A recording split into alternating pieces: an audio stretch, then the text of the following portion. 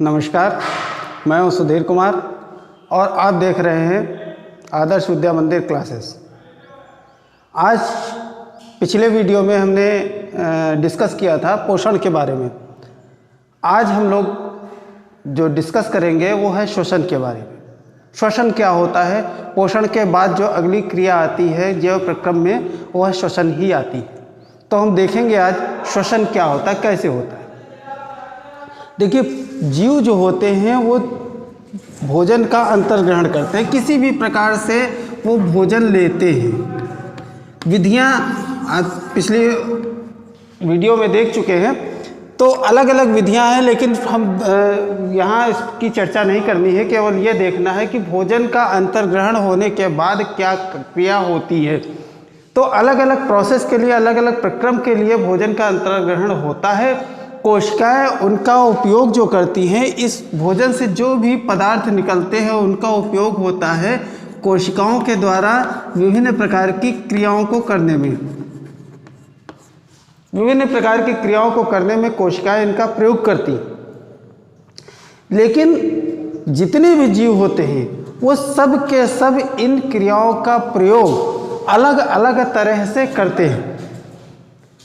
तो सबसे पहला ये होता है कि कुछ जीव ऐसे होते हैं जो ऑक्सीजन जो हम लेते हैं ना, श्वसन में मुख्य रूप से दो चीज़ें रहती हैं, ऑक्सीजन को लेना और कार्बन डाइऑक्साइड को निकालना।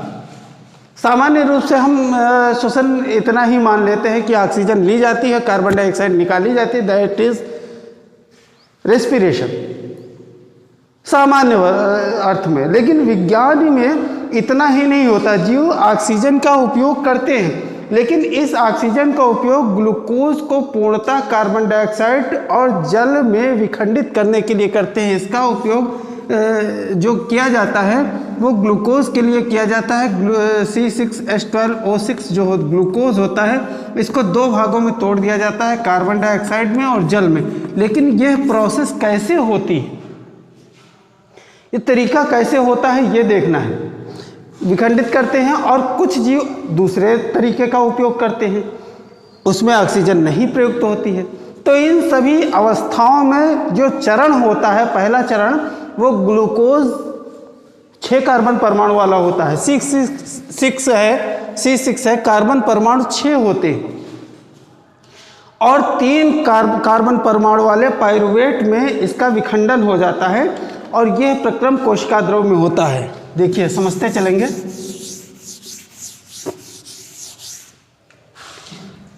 जैसे ये हैं ग्लूकोज। ग्लूकोज का फार्मूला होता है C6H12O6। ये ग्लूकोज होता है, इसमें 6 कार्बन अणु होते हैं।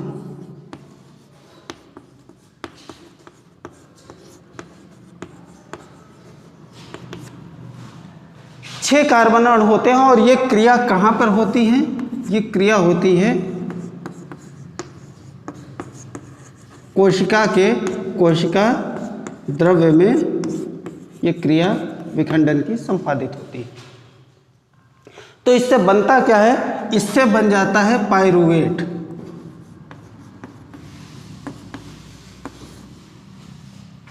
पाइरुवेट बनता है।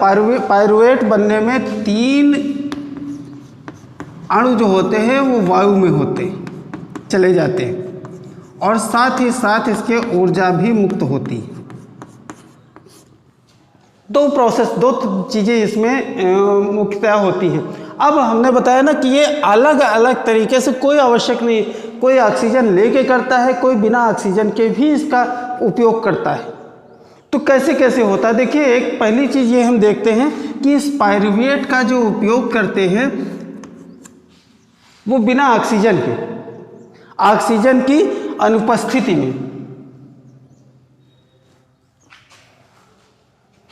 देखते हैं, ऑक्सीजन की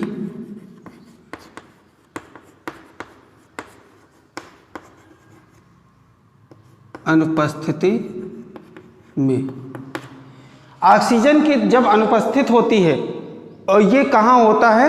ये जैसे यीस्ट होता है, यीस्ट में किण्वन की प्रक्रिया होती है। ईस्ट में क्या होता है? किण्वन। किण्वन की जो प्रक्रिया होती है इसमें ऑक्सीजन की आवश्यकता नहीं होती। बिना ऑक्सीजन के जो है ये क्या करता है, ये इसी पाइरुवेट को इथेनॉल में तोड़ देता है, कार्बन डाइऑक्साइड में तोड़ता है। दो चीज़ें बनती है इसमें मुख्य रूप से, इथेनॉल और कार्बन डाइऑक्साइड।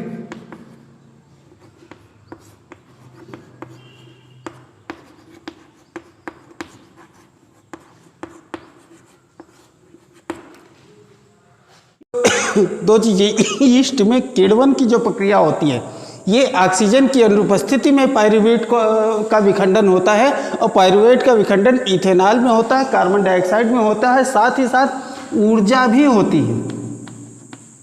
तो ये जो है ये 3 कार्बन परमाणु इसमें होते हैं, 3 ठो कार्बन के अणु, 3 नहीं होते इसमें, 2 रह जाते हैं। 3 तो यहाँ पे आए थे, इसके बाद विखंडन हुआ तो 2 कार्बन के अणु रह जाते हैं। ये चीज हो गई। अब दूसरी बात ये आती है, ये जो श्वसन की क्रिया है ये ऑक्सीजन की अनुपस्थिति में होती है, इसलिए इसको अवायवीय श्वसन भी कहा जाता है। ये जो प्रोसेस है ये अवायवीय श्वसन की प्रोसेस होती है। दूसरी चीज़ ये होती है, अब जैसे माइटोकॉन्ड्रिया होती है, माइटोकॉन्ड्रिया में जो श्वसन की क्रिया भी होती है माइटोकॉन्ड्रिया में भी होती है, ठीक है। अब माइटोकॉन्ड्रिया में जो श्वसन की क्रिया होती है,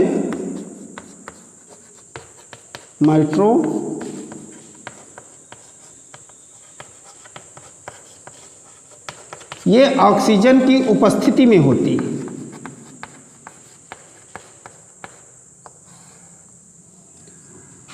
ऑक्सीजन की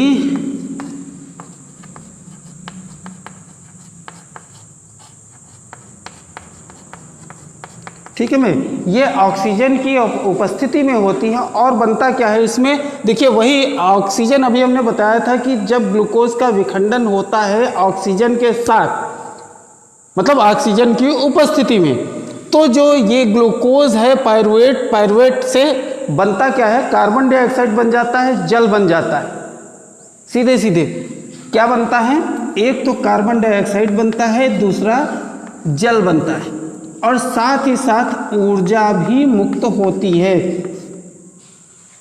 साथ ही साथ क्या होता है, ऊर्जा भी मुक्त होती है, ठीक है। और ऊर्जा मुक्त होने के कारण और इन सब चीज़ों के कारण, चूंकि ऑक्सीजन की उपस्थिति यहाँ पे रहती है, इसलिए यह श्वसन जो कहलाता है यह वायवीय श्वसन कहलाता है। इस प्रकार से हमारे श्वसन के 2 प्रकार हो गए, ध्यान दीजिएगा। जिस श्वसन में ऑक्सीजन की अनुपस्थिति रहती है, जिस श्वसन में ऑक्सीजन नहीं ली जाती है, वह श्वसन अवायवीय श्वसन कहलाता है। यह ज़्यादातर यीस्ट में किण्वन की क्रिया के द्वारा, यीस्ट जैसे यीस्ट या इसके फैमिली के जो भी फफूंद वगैरह आते हैं वो सब जो है इसी प्रकार से अनाक्षी श्वसन या अवायवीय श्वसन करते हैं, ठीक है। इसको अवायवीय के अलावा अनाक्षी श्वसन भी बोला जाता है, ध्यान रखिएगा। कहीं कहीं पे अवायवीय श्वसन लिखा आता है, कहीं पर अनाक्षी श्वसन लिखा आता है। मतलब कहने का यही है कि ये ऑक्सीजन की अनुपस्थिति में होता है, चाहे अनाक्षी श्वसन इसको कह लीजिए, चाहे अवायवीय श्वसन कह लीजिए, यह दोनों चीज़ें एक ही हैं, लेकिन नाम अलग अलग कहीं कहीं लिखे आते हैं, उससे कोई फर्क नहीं पड़ता। दूसरी बात, जो श्वसन ऑक्सीजन की उपस्थिति में होता है, जिस श्वसन में ऑक्सीजन भी ली जाती है, मतलब जो ग्लूकोज का विखंडन होता है पाइरुवेट से कार्बन डाइऑक्साइड और जल में, वह ऑक्सीजन की उपस्थिति में यदि हो रहा है, तो ये जो श्वसन है ये वायवीय श्वसन या ऑक्सी श्वसन कहलाता है। वायवीय श्वसन या ऑक्सी श्वसन कहलाता है, ठीक है। इसमें कार्बन डाइऑक्साइड, जल और ऊर्जा मिलती है। एक तरीका और होता है, हमारी जो कोशिकाएं होती हैं, पेशी कोशिकाएं, इनमें भी श्वसन की क्रिया होती है, सभी पेशी कोशिकाओं में।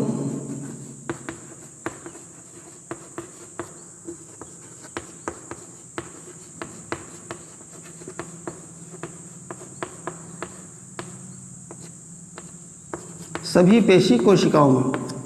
तो इनमें जो क्रिया होती है, इसमें भी ऑक्सीजन का क्या रहता है, अभाव रहता है, ऑक्सीजन इसमें भी नहीं ली जाती है।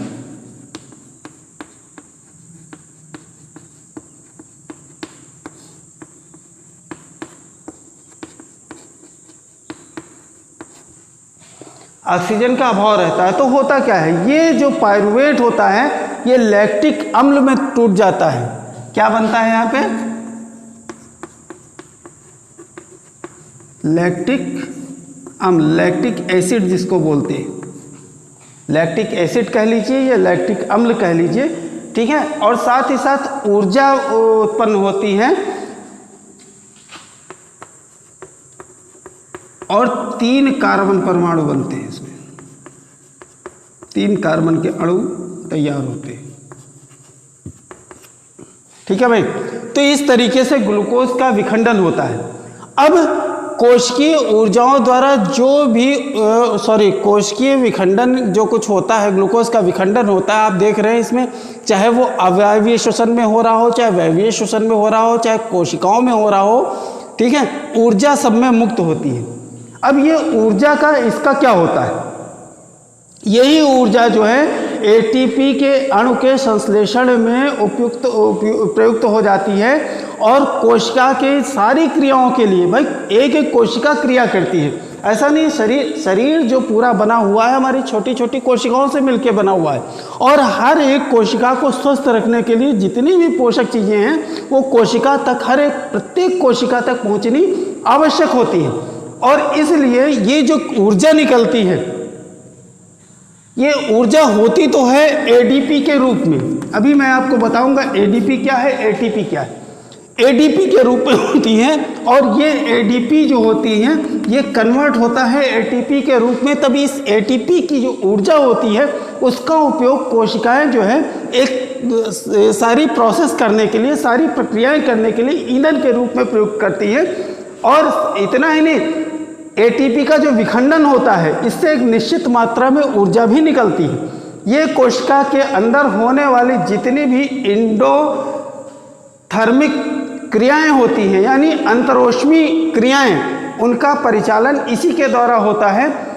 मतलब एक तरीके से हम कह सकते हैं कि अधिकांश कोशिकाएं सारे जैव प्रक्रमों के लिए एटीपी ऊर्जा का प्रयोग as a coin, as a मुद्रा के रूप में करती है, मनी के रूप में करती है, धन के रूप में करती है। वो समझिए उनका एक प्रकार का धन है, पैसा है, मुद्रा है। तो श्वसन क्रिया में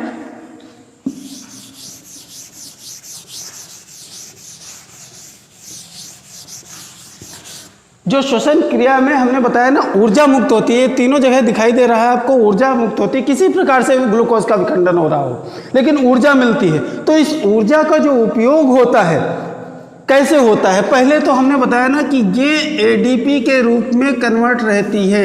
एडीपी माने होता है एडिनोसिन डाइफॉस्फेट। क्या होता है, एडिनोसिन डाइफॉस्फेट।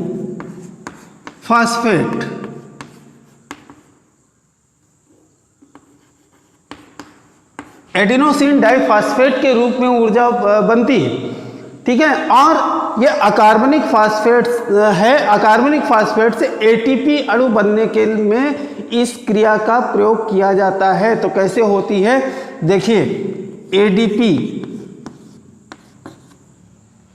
एडीपी में क्या होता है, एक फास्फेट जो होता है वो ऐड होता है, इससे भी ऊर्जा जो इसमें ऊर्जा ली जाती है।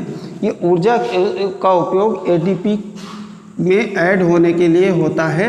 काहे का, क्या ऐड होता है, फास्फेट का एक अणु। तो बनता क्या है, इससे बन जाता है एटीपी, मतलब ADP is convert into ATP. ठीक है। Adenosine diphosphate is convert into adenosine triphosphate. Adenosine diphosphate is convert into adenosine triphosphate. इस प्रकार से जो ये P है, आप समझ लीजिए, ये जो P लिखा हुआ है, ये P क्या है? P is known as phosphate.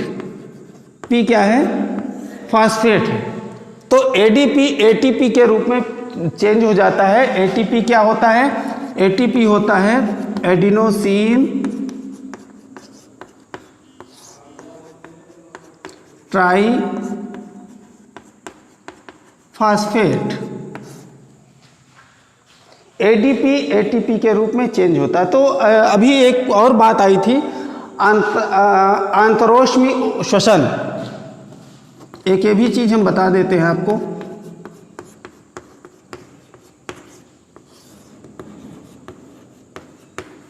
Endothermic respiration. Endothermic respiration क्या होता है? कोशिका के अंदर इसी ATP का उपयोग विभिन्न प्रकार की क्रियाओं के परिचालन में किया जाता है। यही जो प्रोसेस होती है, इसी को हम अंतरोष्म श्वसन या इंडोथर्मिक रेस्पिरेशन के नाम से जानते हैं। जल का उपयोग होने के बाद ATP के जो अंतस्थ फास्फेट होते हैं, वो अंतस्थ फास्फेट सहलग्नता जो है वो क्या होती है? टूट जाती है, और इससे जो ऊर्जा मुक्त होती है, ठीक है, वो 30.5 क्या 30.5 किलो जूल पर मोल, 30.5 किलो जूल पर मोल के बराबर ऊर्जा जो है इसमें मुक्त होती है। कोशिका में जो ATP का उपयोग किया जाता है वो पेशियों के सिकुड़ने के लिए, ठीक है, प्रोटीन संश्लेषण के लिए, तंत्रिका आवेग का संचरण करने के लिए, ऐसी अन्य तमाम सारी क्रियाएं शरीर के अंदर होती हैं, इन सब के लिए किया जाता है।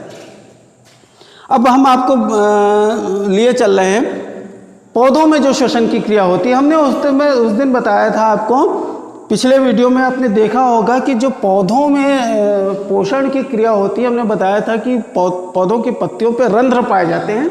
इन रंध्रों के द्वारा ही ऑक्सीजन और कार्बन डाइऑक्साइड का जो आवागमन होता है वह होता है। तो सेम वही चीज़ यहाँ पे होती है। देखिए, वायवीय श्वसन पथ ऑक्सीजन पे निर्भर करता है। ऑक्सीजन किस प्रकार से ली जा रही है, ठीक है। वायवीय जीवों में यह सुनिश्चित करने की बहुत ही ज़्यादा आवश्यकता होती है कि पर्याप्त मात्रा में ऑक्सीजन ग्रहण किया जाए। भाई, पर्याप्त मात्रा में ऑक्सीजन आपको नहीं मिलेगी तो जो श्वसन की क्रिया है वह ठीक प्रकार से नहीं हो पाएगी, आपको श्वसन करने में, माने सांस लेने में दिक्कत होगी। पौधे जो करते हैं वो गैसों का आदान प्रदान रंध्रों के द्वारा करते हैं। हमने आपको बताया था जो रंध्र होते हैं इनमें पाए जाते हैं, इन रंध्रों के द्वारा ही पौधों में गैसों का आदान प्रदान होता है, ठीक है। और अंतरकोशिकीय अवकाश जो पाया जाता है रंध्रों के बीच में, यह सुनिश्चित करता है कि सभी कोशिकाएं वायु के संपर्क में रहें। अब यहाँ क्या होता है, कार्बन डाइऑक्साइड और ऑक्सीजन का आदान प्रदान विसरण के द्वारा होता है। जो पौधों में श्वसन की क्रिया होती है वो कैसे होती है? विसरण के द्वारा पौधों में श्वसन की क्रिया होती है, ठीक है। मैं ध्यान रखिएगा, पौधों में जो श्वसन की क्रिया होती है वो विसरण विधि के द्वारा होती है, ठीक है।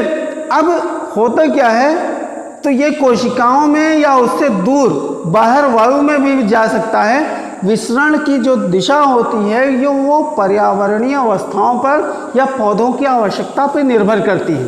अच्छा, दूसरी चीज़ ये होती है कि पौधों में दिन के समय तो प्रकाश संश्लेषण की क्रिया होती है।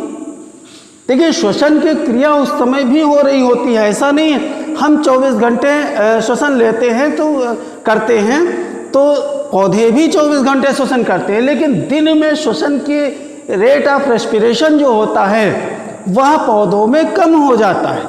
क्यों?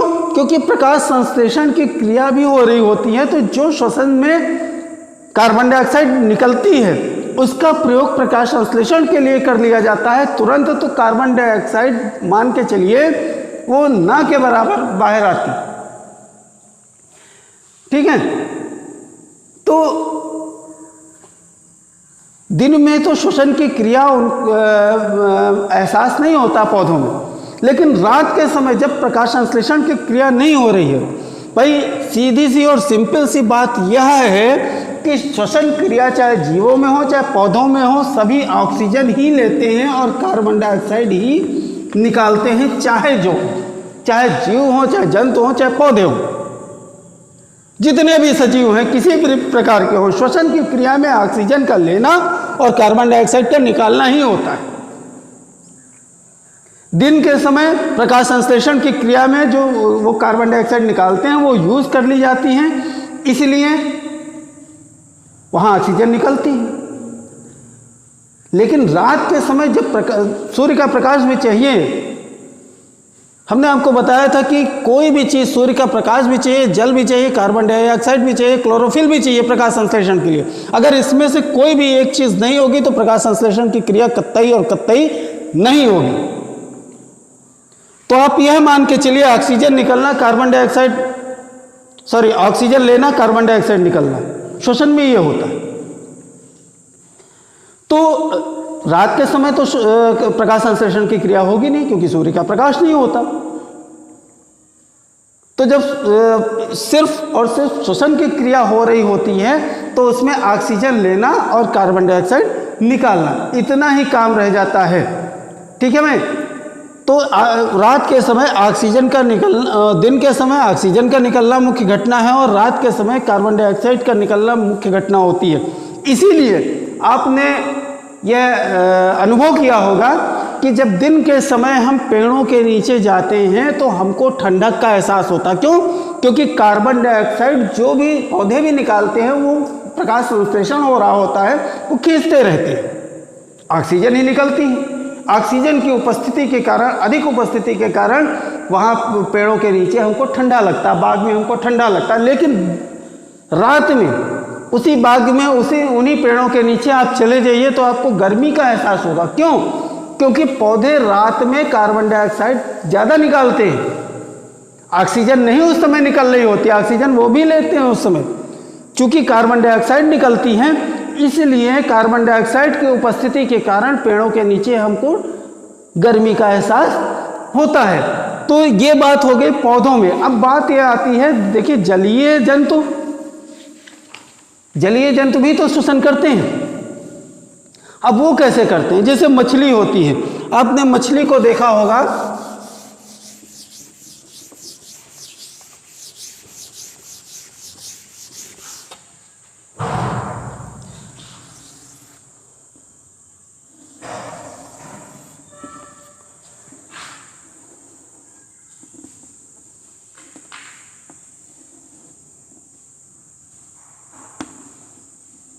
मछली में यहाँ पर जो है गिल्स होते हैं।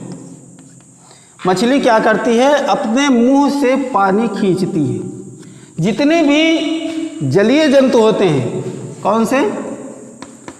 जलीय जंतु जो होते हैं जल में घुलित